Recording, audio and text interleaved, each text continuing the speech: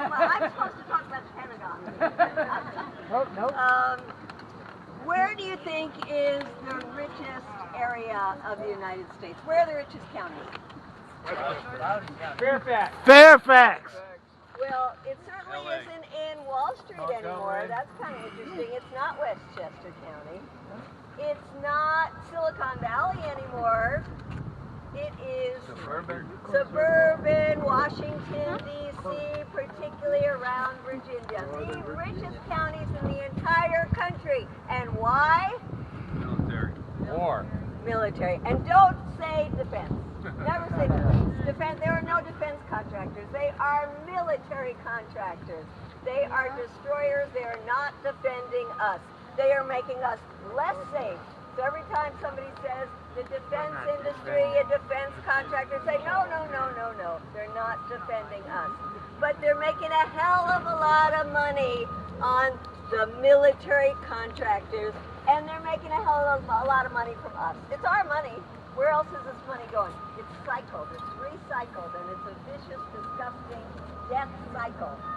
So we pay taxes, the Pentagon keeps getting more and more of the money. The Pentagon gives that money to the weapons maker, who the Pope calls the merchants of death. That's really what we should call them, merchants of death. And then they go and use the lobby money to get our Congress people all hyped up about the wars, but not just that. They give money to their election campaigns. What would you call that?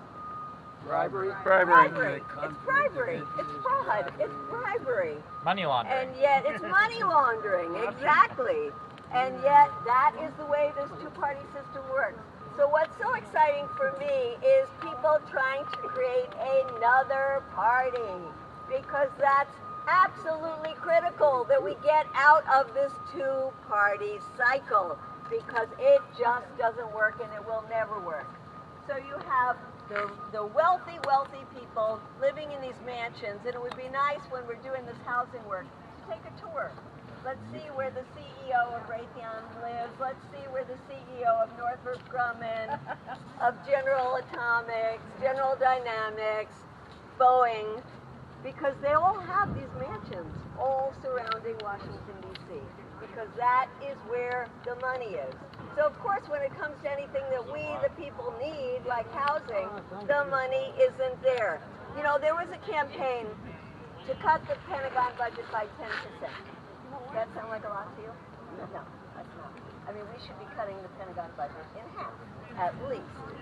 So, there was a campaign to cut the Pentagon budget by 10%.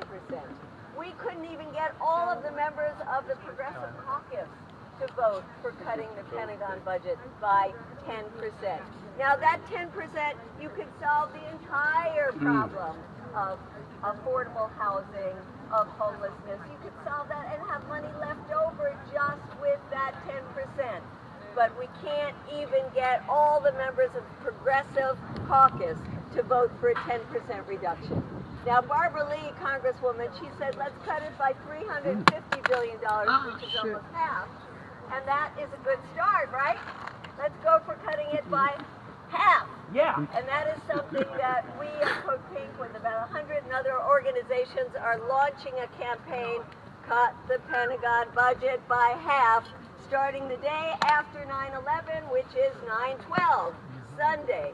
So please join us outside the White House at 3 o'clock. And we have the Movement for the People's Party that is endorsing it. We're very excited by that, because we need to free up the money to invest in things that people really need, as well as what the climate needs. So there's a lot of work to be done. It's exciting to be here in the steps of Congress, because while we're upset about them coming and telling us what we can and can't do, actually, we've been arrested just for sitting on these steps before. We're not even allowed inside our Congress anymore. You know, we used to be able to go into the People's House, and now they're using COVID, and they were using the insurrection to keep us out. So we have to demand that we are able to go inside the People's House and do the sit-ins and the die-ins and the occupying inside their offices, not just out here on the steps, because they have to see us, they have to hear from us, they have to know how serious we are.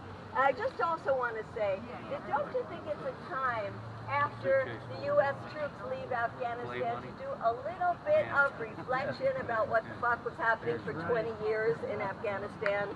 Don't you think it's time to do a little reflection about the 2.2 trillion of our dollars, as you said, the $300 million a day? And you know, actually Biden said that. I was glad to hear him say it. He said it in his speech and he said it twice. $300 million a day. I think that people need to hear that a lot, because imagine all the things we could do with $300 million of just one day of what we spent bombing people. Each of those bombs, a cheap bomb would maybe be about $2 million. We dropped 16,000 bombs in Afghanistan. And you see now the generals coming on TV and saying, oh, we're sorry about the lives lost. They mean the U.S. lives lost. They never say they're sorry about the Afghan lives lost. It's as if there were no casualties in Afghanistan. The millions of people who were hurt, who were killed, who were maimed, who were displaced, are just erased because it's all about the U.S. losses. And I don't want any U.S. soldier to die in vain in a place like Afghanistan, or to die in vain in Iraq or Syria or everywhere that the U.S. soldiers are not defending us, defending U.S. hegemony, defending corporate interests. So I think the reflection should be, you know what, the military lost in Afghanistan. Right. We lost. Pitifully. 20 years, pitiful fiasco. One measure of accountability would be cut their budget in half. Fire some generals. Fire some generals. How about all? Yes, send them to the International Criminal Court. Yeah. How about a time to reflect on 800 plus military bases that we have around the world? Why do we need that? China, who is supposed to be our terrible enemy, has maybe 3 military bases outside of China. We have over 800. So don't you think a little reflection now would be close down those military bases all over the world that are making us less safe, where people don't want